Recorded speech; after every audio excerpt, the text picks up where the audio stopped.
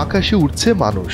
এক শতাব্দী ধরে মানুষের ওড়ার স্বপ্নটা এবার চীনের তরুণ একদল গবেষকদের হাত ধরে রূপ নিল বাস্তবে। চীনের জেজিয়াং বিশ্ববিদ্যালয়ের একদল তরুণ গবেষক তৈরি করেছেন এক আশ্চর্য যন্ত্র, জেট চালিত ব্যাকপ্যাক, যা মানুষকে পাখির মতো আকাশে ওড়াতে সহায়তা করে।